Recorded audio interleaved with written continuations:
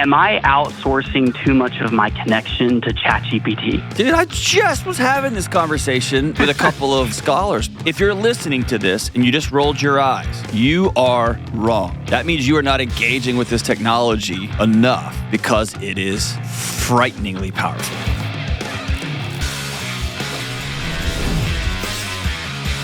What's up? What's up? This is John with the Dr. John Delony Show. Taking your call about relationships and mental and emotional health and trying to figure out what in the world's going on in this crazy place we've all found ourselves in globally and neighborhoodly and all the stuff. Now, promise is, man, I'll sit with you and we'll figure out what's the next right move. If you want to be on the show, go to johndelony.com/ask, A-S-K. All over the globe. We take calls from all over the place, and we will change your name and your location, but I'd love to have you on. Let's go out to Raleigh, North Carolina, and talk to Jacob. What's up, Jacob? What's up, brother?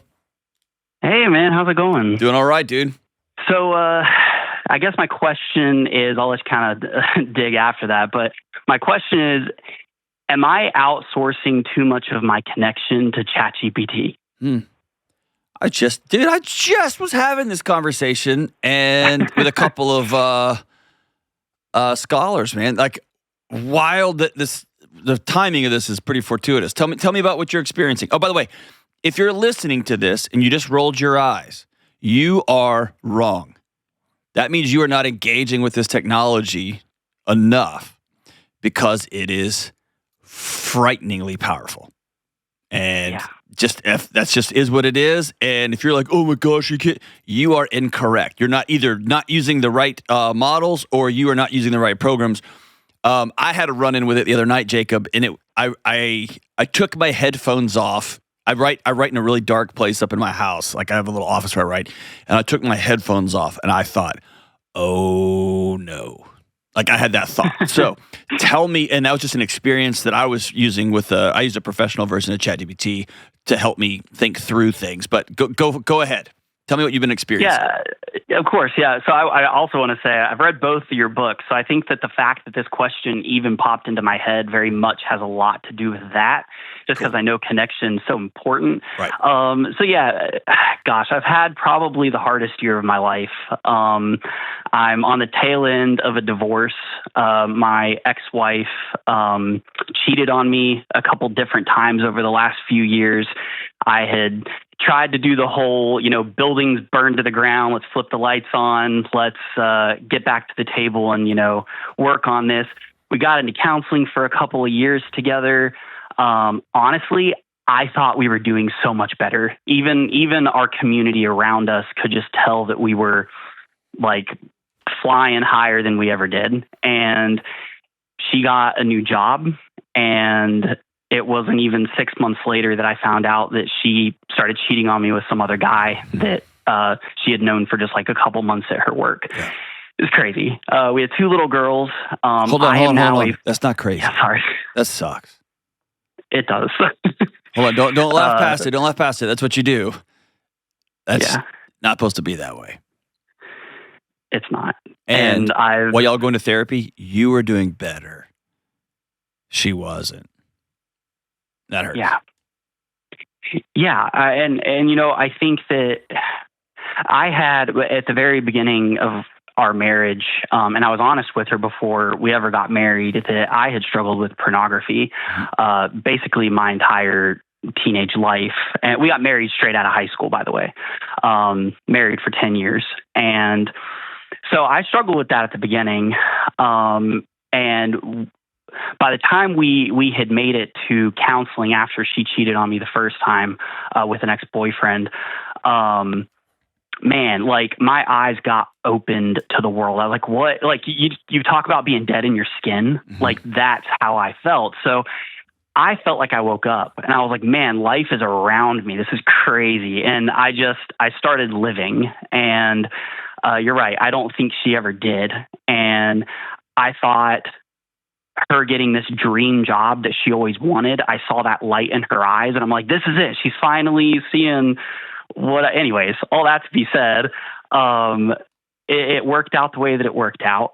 So I am now a full-time single dad She sees the girls maybe once a week, that kind of a thing. So I'm doing the whole school thing. I work from home, so I'm very lonely. How old is she? I mean, how old is your daughters? Yeah, my 7 and 5. What kind of mom doesn't want to be around her kids? She'd say that she does want to be around her kids. No, she doesn't. Behavior's a language, dude. She doesn't. She didn't even see them on Mother's Day. So I mean, I just took another call just a minute ago about a dad that didn't want to be around his kid. I cannot wrap my head around. I can't. But it is what it is, man. And it's a futile quest to try to figure out what's going on in people's hearts and minds. But it is what it is. But jeez, man, I'm sorry. So you're stuck at home. You have no adults in your life. You got 2 little girls that you're trying to protect from what I think is one of the most caustic experiences, which is a parent, particularly for young girls, their mothers saying, "I'd rather not be around you." And then you stumble into frickin' ChatGPT. Yeah, and that's where I guess found myself. I have friends, I have siblings that I do talk to, but it's those nights where it's just real lonely. And I'm a writer. I process. I like to just process through journaling, and it's a journal that talks back to you. That's right. And yeah, I kind of started it as, I guess, a joke. Like, I just wonder what we'll say. But then it got to this point where I'm like, dang, like, I really feel like I am getting something from this. And that's when it started to scare me. Yeah. I was like, maybe this isn't a good thing. Well, so I wanted your thoughts on that. Yeah, dude. I mean, I got a lot of thoughts on it, and I've got personal experience with it. So I have a rule. I refuse to use ChatGPT to do things for me when it comes to writing, when it comes to, I've got not colleagues in this building, but colleagues across the country that just dump some ideas in and say, like, basically, write me a blog, write me a book. Yeah, I don't like that. Yeah. I refuse to do that because I use writing. I use hard conversations with friends of mine that have different opinions as ways and different experiences, different expertises, as a way to sharpen what I actually think and believe about something, right? The thing that freaked me out, so I'm able to, and for those of you listening, I'm able to sit down and say, I had this idea about anxiety. Sigmund Freud, what do you think about this? I'm interested in a dialogue with me and Sigmund Freud and Rollo May and Erwin Yalom, 3 godfathers of modern psychology, all a little bit different. What do y'all think about my ideas? And it will talk to me in their voice. But it doesn't just give me information. It says, ooh, that's a nice idea. I hadn't thought of that before. Let me think about that for a second. And then it will say, well, what do you think about this? And it's the attenuating words that made me take my headphones off. Because what has happened over the last decade is we've outsourced all of our talking to text messages and direct messages and emails. And so we've primed our bodies for some sort of reciprocal interaction. We call it connecting, but we're not. We're just communicating with an electronic medium in between us. And now we have an electronic medium that is smarter than any group of people who's ever lived, who remembers every single solitary keystroke we have, that learns over time what words we respond to better, like, ooh, well done, or that's a great idea, hadn't thought of that. And in your case, you chased a ghost for a decade, and you called that ghost your wife, and she never said, that's a really good idea, I hadn't considered that. Yeah. She never said that. So here's what this is, I'm grappling with this in real time, okay? Here's in the mental health space. The studies are already pouring in. Grok and ChatGPT and I think even Anthropic, I have to go back and see, Anthropic may be a company, they can listen to just a few minutes of vocal tone and make a clinical diagnosis. This person is clinically depressed, we can tell by their voice. They can do medical diagnostic and even mental health diagnostic. You punch in, here's what I'm experiencing, here's what I'm feeling, and they're better than people at making a clinical diagnosis, at giving you a label. And so as a mental health guy, I'm instantly going, oh my gosh, look what we did to ourselves, mental health world. We, instead of focusing on sitting with hurting people, we focused on getting the label right. Well, now something can label better than us and faster than us and more efficiently than us. And in your case, you're a writer. The worst part of writing is that flashing cursor. The second worst part of writing is hitting send on a draft and waiting for that other reader to read it and write you back. Yeah. And now you get that instantly. Yep. And this one likes you. Right? Yep. Okay, here's what a interface with ChatGPT is. It is intellectual pornography. Yikes.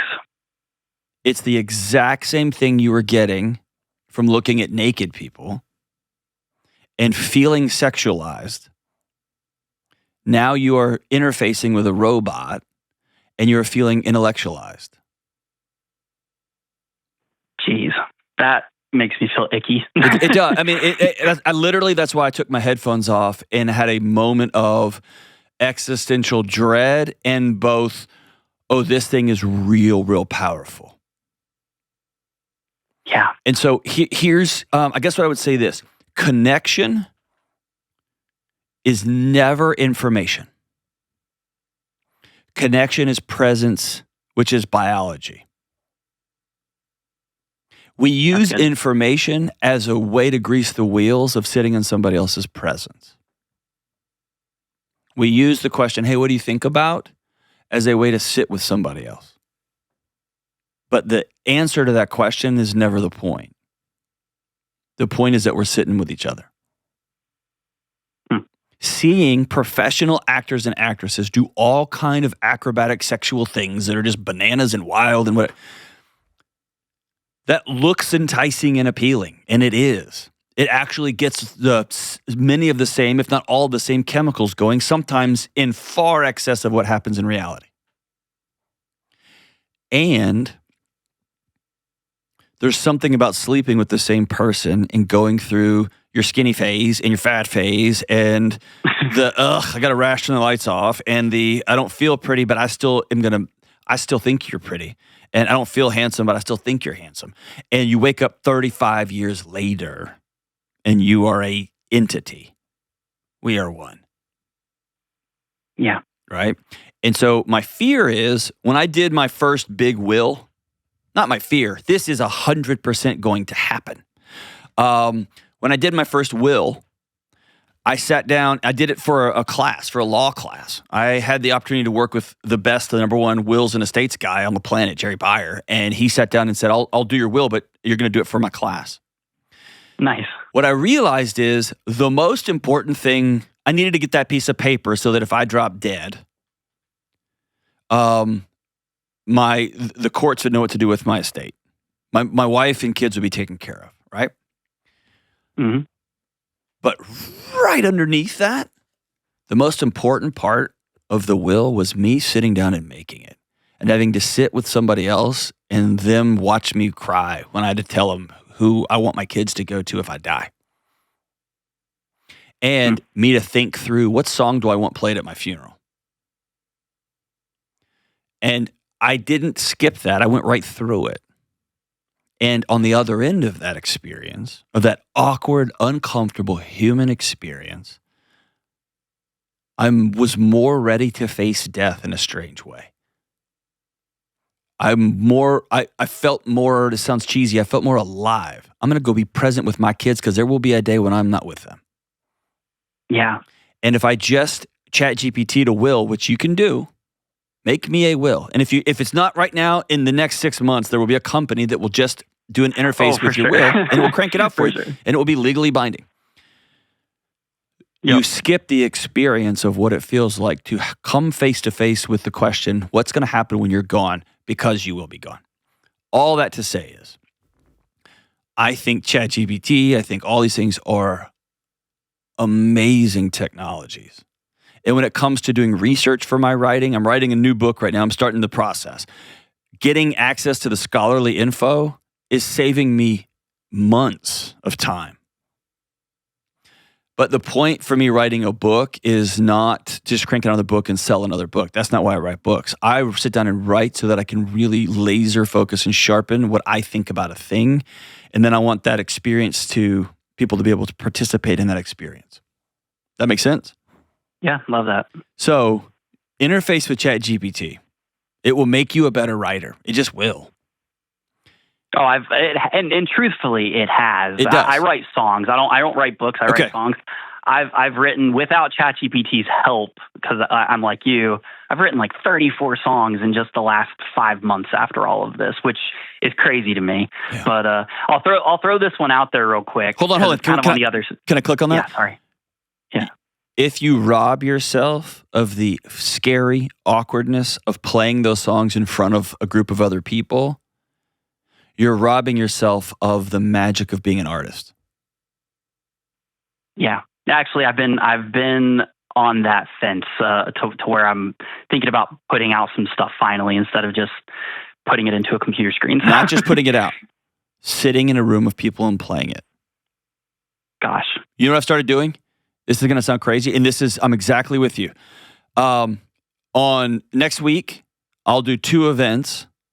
One in front of 2,500 people on a stage, and I think one in front of 1,000 people in 2 different states. Nice. Okay.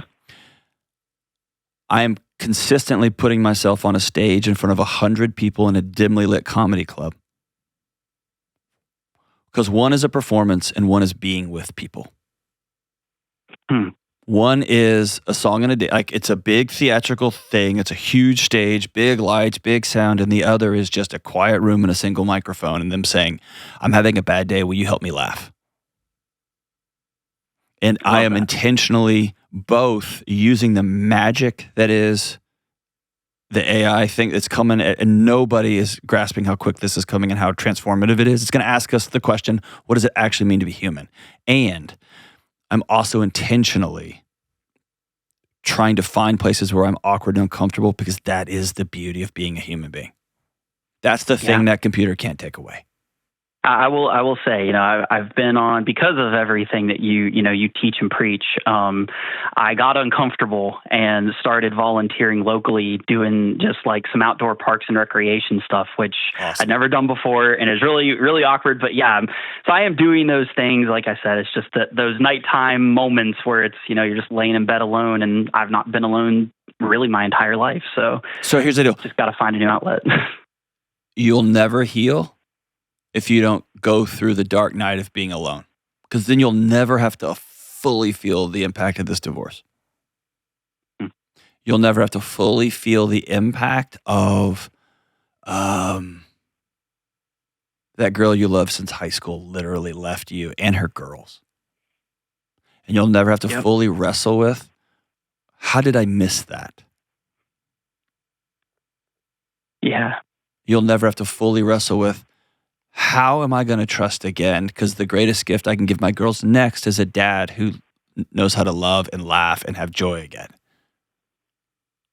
I hate you. You know what I'm saying? But if you don't do that, then ChatGPT is pornography. It's a Xanax. It's a way to not feel, and it's a substitute for the real thing. Yeah. And so I think the bravest call in the coming century is it's this way. It's this. For all of human history, scarcity when it came to food and water was the thing. So our entire body is attuned to find food and eat it when you get it. Now, we've had to switch, and we have had to say, hey, now the new game in the 21st century is, the new thing we have to do to stay alive and not die early is to not eat so much, because it's everywhere. Right. Okay? Mm-hmm. Similarly, for all of human history, you couldn't avoid these things. You couldn't avoid going through somebody's father to be with their daughter. You couldn't avoid getting stared down by your romantic interest sisters. Okay. Now you can. Now I can just talk to a computer. I can just get a will. I don't have to think about death. I can just get the paper. I don't have to think about I don't have to sit and be awkward with a car dealer. I can just get the thing delivered to my house and move on with my day. And Crazy now times, man. I think the future is do you know what? I can write songs here. I can use this machine to help me write songs. It will critique the songs, and I can just get in a feedback loop. And slowly I erode the thing that makes me who I am in the first place, which is courage. I'm going to go get in a room of 10 people and play 3 of these songs. God, I hope they love them. I'm not going to sleep for 3 days. And then I'm going to play them, and I'm going to be like, did you like it? Did you like it? What'd you think? And I'm going to go home and have a vulnerability hangover. That is the good stuff. That sounds like a good next step. Will you do me another favor? Yeah. When you're out there volunteering, which, dude, I'm so freaking proud of you. And if you bring your daughters with you, you're extra gangster. While you're out there volunteering, keep your eyes open, because that's where you may see that other single mom out there trying to figure out her next step too. And that, my friend, is how I hope it happens for you. Not a swipe right, but oh, you're here too? Whew. That, my friend, is being human. Thanks for the call, my brother. Close the laptop screen, man. Close the laptop screen. All right, coming up, a woman asks if it's ever okay to not be the top priority in her relationship. Woo-hoo-hoo. Be right back. All right, let's talk about Cozy Earth. There isn't much that's hotter in the world or muggier in the world than summers growing up in Houston. But I got to admit, living in Middle Tennessee is giving Houston a run for its money. I actually love the heat until it gets around bedtime, and then I need the temperature to come way down. And Cozy Earth's temperature regulating sheets are a game changer. They're guaranteed to give you a comfortable night's sleep. They're made from viscose from bamboo, and I don't really understand what that means, but listen, these sheets naturally wick away heat and moisture from your body, helping you sleep several degrees cooler. I also love Cozy Earth's t-shirts and pants because they're so soft and breathable, and I can stay comfortable all day long. And my wife loves their pajamas. Cozy Earth is so confident that they offer a 100-night sleep trial. Try them during the hottest nights of the year, and if you don't love them, you can return them hassle-free. Trust me, you're not going to want to. And of course, Cozy Earth offers a 10-year warranty on all bedding products. Upgrade your summer starting now. Go to cozyearth.com/Delony and use code Delony for 40% off the best-selling temperature-regulating sheets, apparel, and more. Trust me, you'll feel the difference the very first night. That's cozyearth.com/Delony and use code Delony to save 40% off. Sleep cooler, lounge lighter, stay cozy. So I grew up playing sports, and I've been in weight rooms and locker rooms all my life. And a few years ago, I realized that I take for granted how scary and insecure it can feel for folks walking into a gym or a weight room or even into classes for the very first time. And now that I'm getting older, when I find myself in a traditional gym, even I find myself sizing myself up against some young beefcake musclehead. Here's the truth. We all need to lift weights and exercise. Men, women, young and old, everyone needs to lift heavy things. And knowing what to do, when to do it, and even how to do it can be super intimidating. So whether you've been lifting and working out for decades or you're ready to get started for the very first time, I want you to check out my friends at Trainwell. I've used their workouts. My wife and her friends use them. My manager, Kelly, everyone is starting to use Trainwell, and they're becoming Trainwell devotees. It's a movement. Trainwell offers tailored workouts with step-by-step guidance from real people, meaning it's not just an app and it's not just a personal trainer. It's the best of both worlds. You get online and you take a short quiz and you get matched with a real live coach, someone who actually listens, and together y'all build a plan that works for your body, for your season of life, and for your goals. They have videos that give you a step-by-step guidance, and your trainer will check in with you after your workouts. Now is the time to take control of your body once and for all. Check out my friends at Trainwell. Trainwell has a special offer just for my audience, $89 a month when you lock in your plan, plus 14 days of free training. Go to trainwell.net/Delony right now. That's Trainwell, TrainWell, Trainwell.net/Delony. All right, Spokane, Washington, right down the street here. Let's go to Ashley. What's up, Ashley? Hi. What's up? Oh, well, as you explained, I'm in a dilemma of, do I accept not being the top priority? It's a tricky, you ask that question to any friend, and of course the immediate response is no. But I'm dating a guy who has kids from a previous marriage, and they are his top priority, which I encourage, respect, all of that. But how much do I accept in not being that top priority? Tell me what top priority is existentially loaded. That's a heavy way to phrase that. Give me some examples that have come up where you have been moved from perch as girlfriend, as the chief woman in his life, to second or third or fourth tier. Okay. So we're both very busy, so schedules are tricky. So already time is limited. And there was an instance before he was going on a work trip that we had planned to do dinner before. And that same evening, he ended up having to help shuttle one of the kids, which, again, I fully support that and want to encourage that. I think he's a wonderful dad. He's always there for them. But then my plans with him are always the first to get canceled. How old are these kids? They are 10, 8, and 6. Okay. That's a tough age. There's a lot going on in those ages, right? Yeah. There's always a dentist appointment or a doctor appointment or a ball game or a theater thing. Like, there's a lot going on.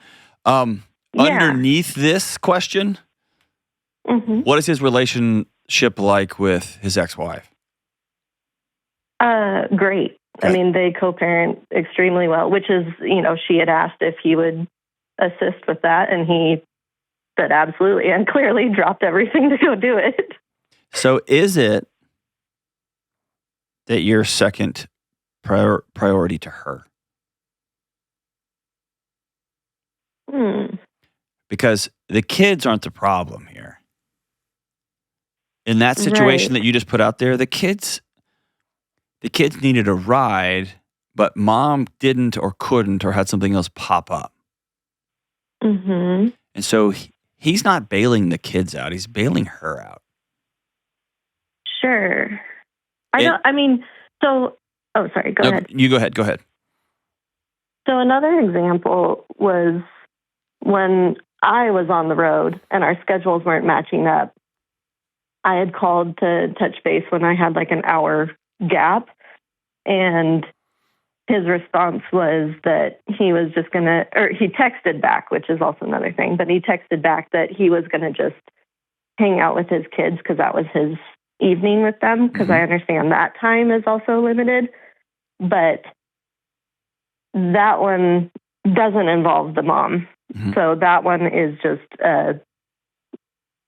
he was choosing them over the quick connection with me. And I'm never going to ask him to not hang out with them or not spend time with them. But those are the things that if kids weren't involved, I wouldn't be accepting this behavior. Sure. From. Yeah, it feels to me like there's a lot going on here. Because he can quote unquote, hey, I want to be spending time with my kids. But anybody can pick up a phone call real quick and say, hey, what's up? Hope you had a great day. Doing good? Awesome. I got the kids, so love you. Take care. Have a great night. Anybody can do that. So him choosing not to do that is not about the kids. He's using the kids in that process to not pick up the phone. And maybe there's a conversation you don't know about between him and his ex. It's like, hey, no other people yet. Or who knows? I just made that up. But that's silly. And also, he bailed out his ex. If they chose to get divorced and they chose to have custody arrangements, and they chose to, the kids stay here 1 week and here the other week, or here 3 days a week, or whatever, then if I can't pick them up, then it's my job to hire somebody or to call a friend or whatever. And it's easy just to call my ex. But we got divorced. We legally and spiritually separated. Right. and the kids become a proxy. So in one situation, the kids are becoming the proxy that he didn't really want to talk to you. Mm-hmm. In another one, the kids are the proxy, like he's kind of bailing her out at the expense of the plans y'all made together. Here's the frustrating reality for you. None of that matters. What matters is, what do you want in a relationship? Do you have the courage to be very clear about what that is? And will you sit down and give him a roadmap of what that looks like from his heart to yours, from his head to yours? And then the scariest thing is, will he say, I can't do that right now? Mm-hmm.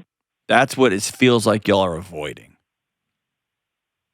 Well, I did, after the canceled dinner plans, I did tell him I would appreciate maybe even just being brought into the conversation about that being the plan switch, that maybe that would help better than just being told I'm off the calendar, rather than saying, hey, this has come up. Could we reschedule? Or, making it a conversation rather than just being told that we're no longer doing what we said we were going to. Mm-hmm.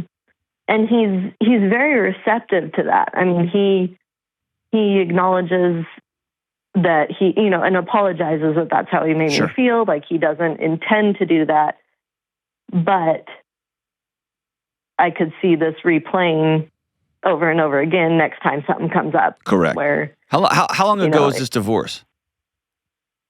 I think like 3 years. Okay, so or it's not I guess fresh. separated 3. Okay. So I'm wondering if he has a lot of parents separate and they have a tremendous amount of guilt in their own chest, and they respond to every. My kids make 50 requests a minute when I'm at home. Hey, Dad, can I have a snack? Can we go fishing? Can I have a party? Are you going to get a new truck? Let's get a new house. Like, it's always that. But if I'm operating out of a sense of guilt, that I want to jump as high as I can whenever they call. Yes, I think that's it. Okay. Maybe have that conversation. I love you and I've seen this in you.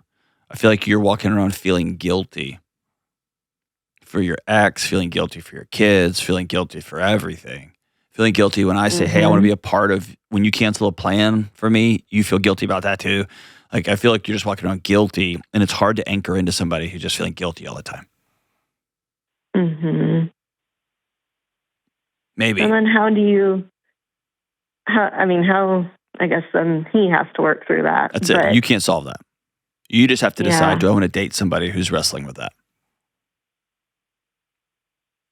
Mm-hmm. But yes, it is right. He's tricky. It's very tricky. It's very, very tricky. Especially if you like everything about him. And it might be that the most attractive thing about him is his dedication to his kids. Yeah. In a world where dads just leave at the drop of a hat because they're weak and they're cowards and they're whiners, like they just leave. How amazing is it to see a good man who he even apologizes? God. I mean, what kind of guy is this, right? And also, it's right for him, if he makes a commitment to his children, that you come behind that commitment. They're little bitty. If they were 22, I would be having a different conversation. Right. Sure. Right? And have you ever been married before? No. Have you ever had, so do you have any kids of your own? No. Okay. So it's a lot. Well, it's a lot, but hear me say, my marriage is pretty dang good. It's not perfect by 100 miles, but it's pretty good. The conversation you and him are having right now, my wife and I have, and we only have 2 kids.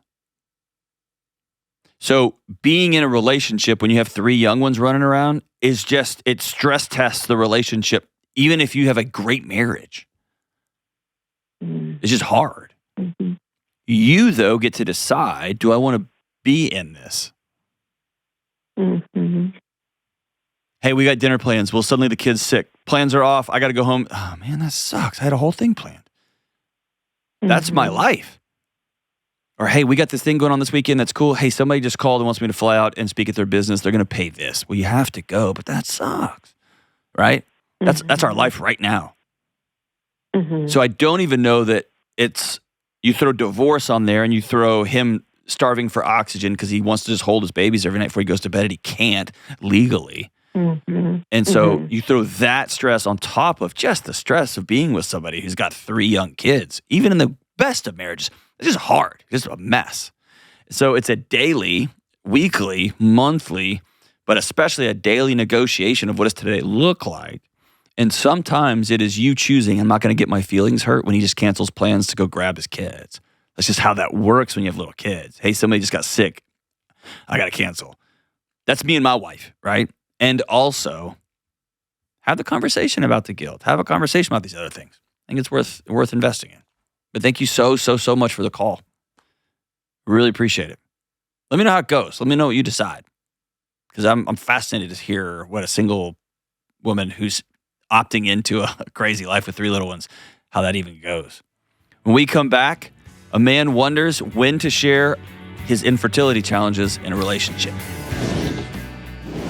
Hey, it's Delony for Hallow, the #1 prayer app in the world. As the great philosopher Ferris Bueller once said, life moves pretty fast. And it's true. We're all juggling work and family and a million other things. And in that chaos, if you're like me, you often forget to pause and reflect. But creating peace in your life doesn't just happen. You have to choose to pause. You have to choose peace. You have to choose reflection. And we have to make space for it. And that's where Hallow comes in.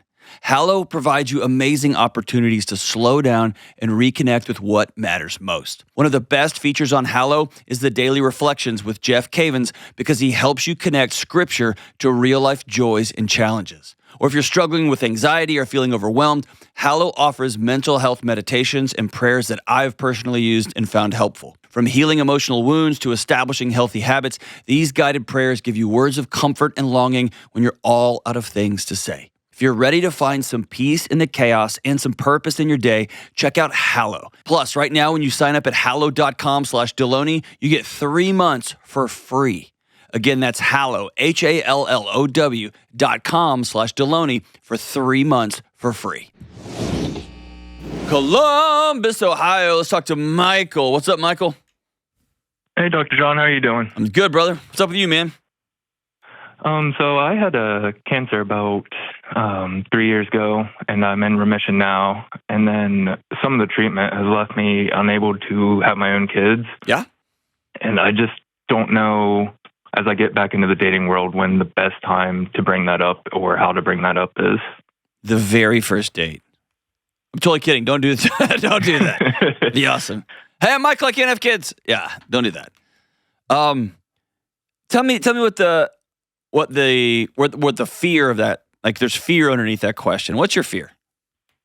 I guess if it goes, everything's going well, and then I feel like that could just be something that torpedoes everything, and then it's out of my control. So it's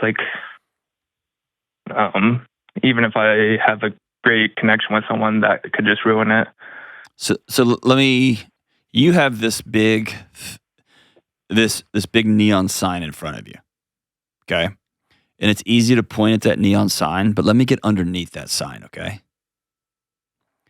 The main question that every human being on planet Earth wants answered is, now that you know all of me, do you still love me? And so what I want to tell you is, man, you survived cancer. You're strong. You're resilient. You got to peer over the other edge, right? Over the edge of not even being here anymore. Scary stuff. That makes you a pretty amazing guy. And I can't have kids. That's a fact about me. It's not a character indictment. That's not a character flaw. That's just a fact. I am 5'8". I only date tall guys. Well, I'm amazing and I'm 5'8". You get to opt in or out of this. I've been married before. I'm an amazing woman, and I was with an abusive guy. I'm still amazing. I'm still a great person, and you get to choose. That deeper question is, now that you know me, do you still love me? And I guess I want to share with you that I've been married for 23 years now. I still ask that question. And so I think it's being comfortable with learning to be in your own skin enough to say, this is who I am, man. I'm not going to apologize for it. I didn't do anything wrong. In fact, I'm a survivor and I'm pretty dang strong now. But this is a fact about me. And if somebody opts out of that, then they opt out. And yes, I could break your heart and be sad and all that. But you're asking the question as though if they find out that you were committed a bunch of felonies one time, you're in jail, but I promise I'm different. I don't want you to put yourself in that bucket. Mm-hmm. Does that ring true? Yeah. All right, I threw a lot at you. Talk back to me. You got quiet on me. Yeah, it just processing it all. Okay. Yeah, that's like I've shared it with some of my friends. And they've kind of said the same thing, but it's just hard to come to grasp with it still. Can I poke on that a little bit? Is that okay? Yeah. I think you're the one that hasn't grieved. I won't be able to have kids. You don't like that about you. And you're wondering how in bloody hell could another person still love me when I'm not okay with me? Yeah. Did you want to have kids? Yeah. How many? Like when you just like close your eyes and have a picture of you with gray hair, kind of thinning on top, how many kids are sitting around that Thanksgiving table? Like 4. Okay.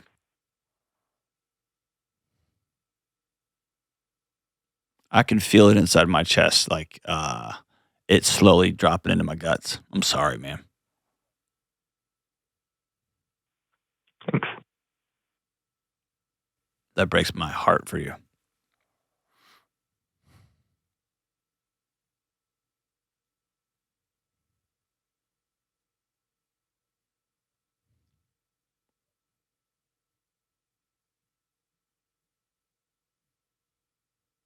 Can I tell you something crazy to do? Yeah. Would you make up some imaginary names for those 4 kids and write them all a letter? You can just write one. Yeah, I can do that. And just say, hey, I'm not going to get to meet you, but just know I would have been a great, great, great dad. And I might adopt kids one day. I might be the best foster parent you ever seen in your life. But I wanted to meet you guys, and I'm not going to get to meet you. I got sick.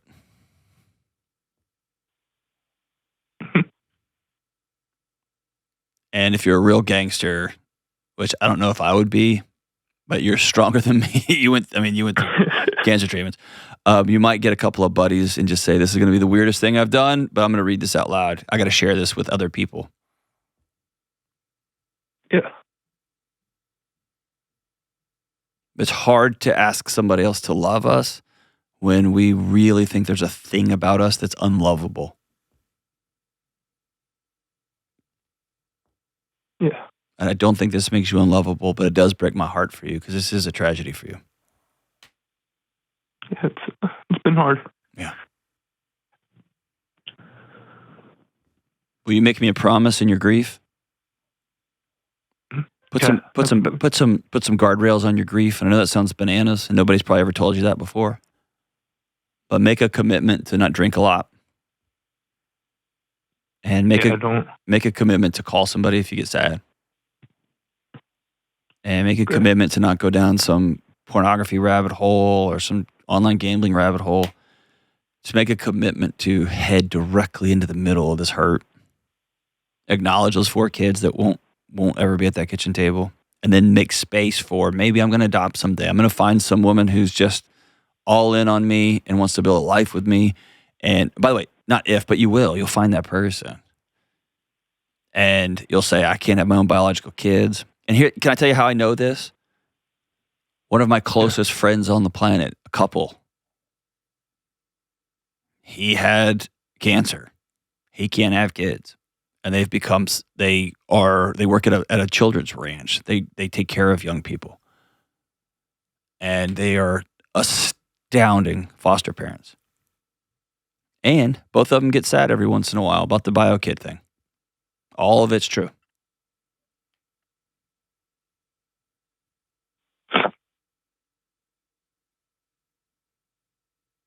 But my buddy, like most of the men in my life, married way over his skis.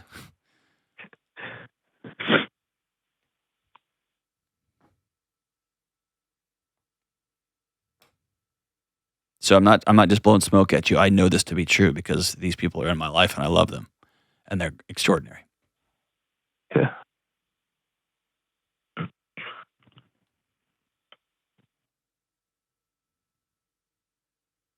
And I can tell you that I don't get an opportunity very often to, that's not true. I do, but not as much as I would like. I don't get the opportunity to talk to like brave men like you. So thanks for giving me the opportunity to do that. You're welcome. Thanks for everything. What's your next move, brother? I'll probably write that letter like you suggested, and then get a hold of some of my closest friends. And announce to them that you're going to do something weird, okay? Yeah. I'd probably expect it. Don't let them come over and just think y'all are singing karaoke or something or playing Fortnite, and all of a sudden you're like, I'm going to read a letter to 4 kids that don't exist. The number one voice on the planet, I think, when it comes to grieving is David Kessler. And one of his cornerstone lines is, grief demands a witness. The only way your body can metabolize it is in the presence of other people. And so there's something about feeling it, for real feeling it, like it's a loss, and sharing that loss with other people. And when you add one quick thing to that letter at the end, make sure you let those 4 ghosts, those 4 kids that we're going to be that aren't, make sure you let them know what kind of awesome guy you're going to be moving forward. Because you're still going to be that balding, gray-haired, 50 or 60-year-old man. Give them a little glimpse into what that guy's life might look like, who you're going to become. Okay. Cool? Yep. It's been a high honor talking to you, my brother. Thank you so much for the call. I'm really, really grateful for you. All right, don't skip this one. I want to talk to you about my friends at Delete Me. Does anyone else feel like your digital footprint is starting to feel more like a digital trail leading right back to you and your family? Right now, scammers are using phishing attacks. That's phishing with a PH, where they try to trick you into giving them something by pretending to know you. You get an email, a text, or a phone call, and the person or the AI bot on the other end sounds like someone who's looking out for you, and you give them all of your information, and then they rip you off. With the new technological advancements, no one is really safe. So what is any of us to do? You can start controlling what you can. Learn about how to be careful online and offline, and sign up with Delete Me. I use and recommend Delete Me because they work in the background to reduce my online presence. That way, I don't have to worry about creepy data brokers having all of my data and selling it back and forth without me knowing. Delete Me has reviewed over tens of thousands of sites for me, and they've removed my data from hundreds of them, which has saved me countless hours and a ton of stress. Stop phishing attacks, harassment, and other online threats before they start, and take control of your digital privacy with Delete Me. Go to joindeleteme.com/Delony today for 20% off an annual plan. That comes out to less than $9 a month. That's joindeleteme.com/Delony. All right, we're back. We got an Am I the Problem, Kelly 2.0. Yes, Macy from Orlando, Florida. Now, let's do John from Nashville. John from Nashville, John from Nashville may be drinking. John from Nashville asks, if I record an episode and the guy in charge of all of the cameras and lighting, if he doesn't hit record and we have to burn everything, am I the problem or is he the problem? Nathan Keeler. No, not at all. I'm the problem. I messed up. Now I feel bad because you like take ownership because you're like a good guy. Yeah, because yeah. All right. Go to the other Am I the Problem, Kelly 2.0. All right. Macy from Orlando, Florida writes, my husband and I have caught my mom in lies regarding what she feeds our 2-year-old daughter. She's given her all the food we don't allow, especially ultra-processed sugary foods. She overall has been a big help with our busy lives, but we are now seeing our daughter hide things from us and being sneaky. Am I wrong for not letting my mom watch or stay alone with our daughter anymore? Well, I got hemorrhoids now. Thanks for this question. Just inside, wanted out on this one. Oh, geez.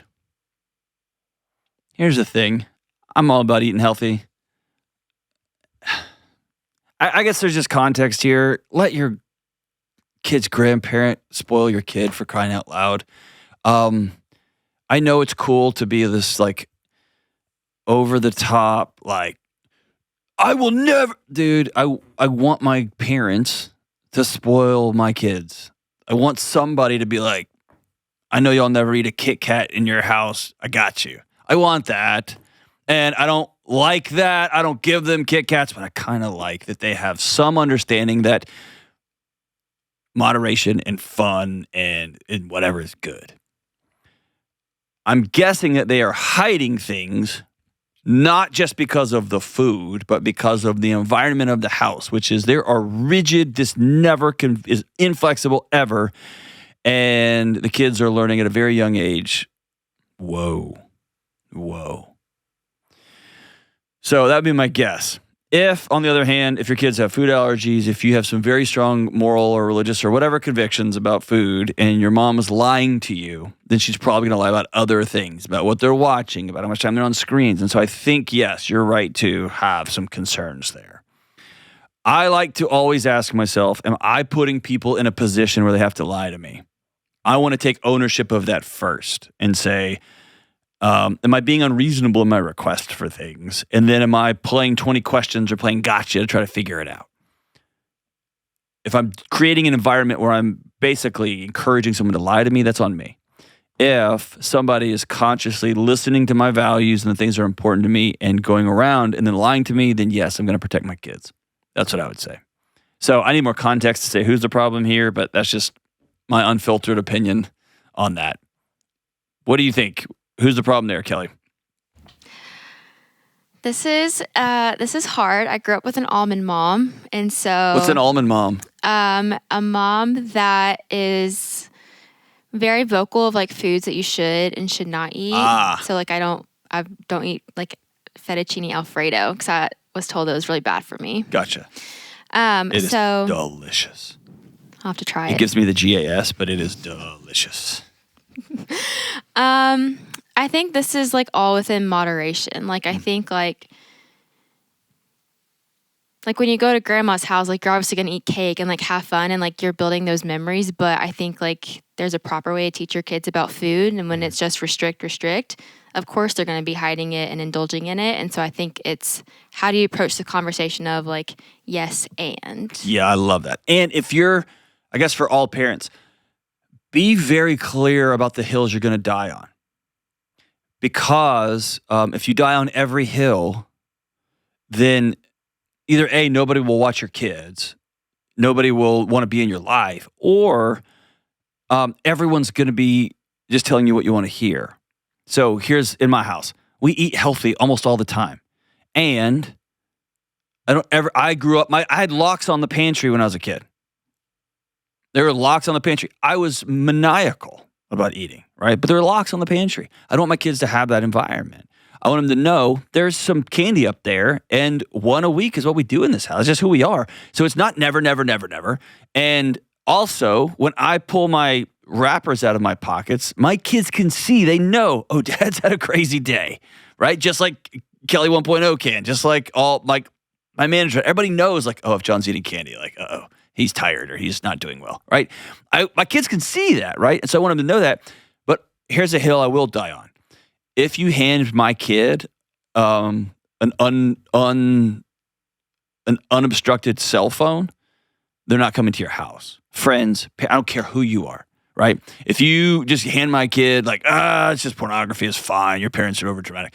They were never going to. So, but there is a hill we will die on. There's one or two hills. If you are,